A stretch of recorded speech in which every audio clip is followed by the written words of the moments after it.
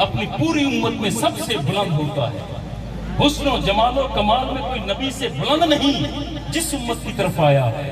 اور میرے مصطفیٰ کی بلندی ذرا دیکھیے گا کہ صرف جذبات کی، محبت کی، حسن جمال کمال کی نہیں، بلکہ جسمانی طور پر بھی سب سے بلندی پر جانے والے عالم مکان کی آخری سرحد ہے سدرۃ المنتہا۔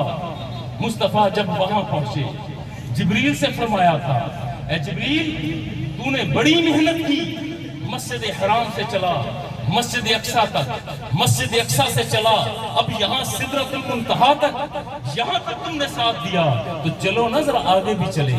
تو عرض کرتے ہیں کہ اے اللہ کے نبی، یہ حد فاصل ہے، اس کے بعد لا مکان ہے، اور عالم مکان کی کوئی چیز لا مکان میں جاتی نہیں، لا مکان کی کوئی چیز عالم مکان میں آتی نہیں۔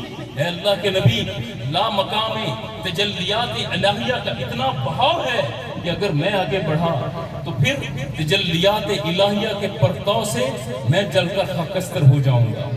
یہ بات کون کہتا ہے؟ یہ جبریل کہہ رہا ہے، جس کی روح بھی نور، اور جس بدن میں یہ روح رکھی اور روح بدن بھی نور کا، اب نور ہو کر یہ کہے کہ میں جل جاؤں گا، مگر میرے مصطفیٰ گئے، لا مقام میں گئے ہیں۔ کیا اس مرحلہ پر اصول بدلا؟ اصول ٹوٹا؟ نہیں، اصول اپنی جگہ پر ہے کہ لا مکان کی کوئی چیز لا مکان میں جاتی نہیں، لا مکان سے کچھ عالم مکان میں آتا نہیں، مگر مصطفیٰ گئے ہیں تو پھر اصول کہاں پر ہے؟ بات ایک ہی ذہن میں آتی ہے، جہاں سے گزرے جہاں وہ ٹھہرے مقام ہر ایک بتا رہا ہے، اسی کا جلوہ اسی کو پانے اسی کی جانب بھی جا رہا ہے۔ مصطفیٰ گئے ہیں تو بدن مبارک کے ساتھ گئے ہیں۔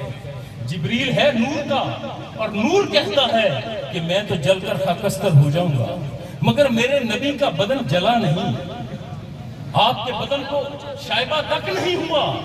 کیا معاملہ ہے؟ یہاں مسئلہ حل ہو رہا ہے نور اور بشر کا۔ جو یہ کہتے ہیں نا کہ مصطفیٰ فقط بشر، اگر بشر ہوتے تو مسجد حرام سے لے کر مسجد اقصیٰ پر جا کر رک جاتے، اور اگر فقط نور ہوتے تو جہاں پر جبریل رکا ہے وہاں پر مصطفیٰ جا کر رک جاتے۔ مصطفیٰ کی ذات کے بارے میں اپنے ذہنوں کے گھوڑے نہ دوڑاؤ۔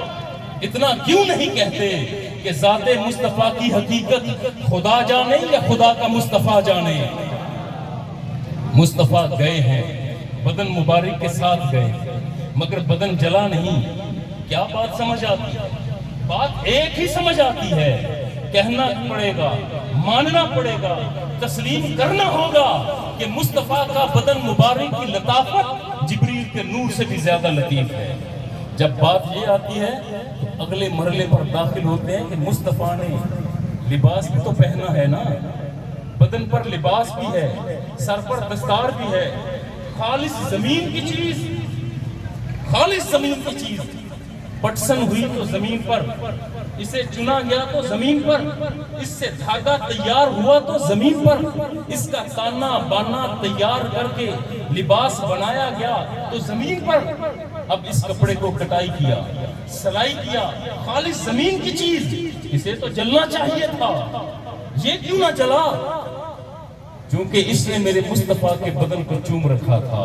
اور ماننا ہوگا کہ مصطفیٰ کا بدن پر موجود لباس، اس لباس کی لطافت بھی جبریل کے نور سے زیادہ لطیف ہو گئی۔ بات آپ تک پہنچ رہی ہے تو ایک اور مرحلے پر داخل ہونا چاہتا ہوں۔ جب حضور گئے ہیں تو ایسا نہیں ہوا کہ جیسے موسیٰ کلیم اللہ سے اللہ نے فرمایا تھا کہ موسیٰ کوہ طور پر آ رہے ہو تو اپنے نالین اتار کے آؤ، ایسا نہیں فرمایا۔ مصطفیٰ جا رہے ہیں تو نالین قدمین میں ہے، خالص زمین کی چیز۔ جانور نے جنم لیا تو زمین پر، جوان ہوا تو زمین پر، اسے ذبح کیا تو زمین پر، اس کی کھال کھینچی تو زمین پر، اس کھال کو خشک کر کے رنگا گیا تو زمین پر، اور اس خشک کھال سے پھر جوتا تیار ہوا تو زمین پر۔ بھئی اسے تو جلنا چاہیے تھا، یہ کیوں نہ جلا؟ چونکہ اس نے میرے مصطفیٰ کے تلووں کو چوم لیا تھا۔ جب جس چمڑے نے مصطفیٰ کے تلووں کو چوم لیا، اب ماننا ہوگا، تسلیم کرنا ہوگا کہ اب اس نالین کی لطافت بھی جبریل کے نور سے زیادہ لطیف ہو گئی۔ یہ وہ مراحل کہ یہ مقدس دن جس میں حضور علیہ السلام کی ولادت با سعادت ہوئی، اور یہ کہنے دیجئے کہ یہ مقدس دن کہ جس کی صبح مشرق کے جانور، روایات میں آتا ہے کہ مشرق کے جانور دوڑتے ہوئے مغرب کی طرف جا رہے تھے، مغرب کے جانور دوڑتے ہوئے مشرق کی طرف آ رہے تھے، اور زبان حال سے کہتے جا رہے تھے مبارک ہو مصطفیٰ آ گئے، مبارک ہو مصطفیٰ آ گئے۔ اور یہ مرحلہ انقلاب کا مرحلہ صرف یہیں پر نہیں رکا، حضور کی ولادت ہوتی ہے جہاں مولانا ذکر کر رہے تھے کہ ابلیس چیخ رہا تھا، وہیں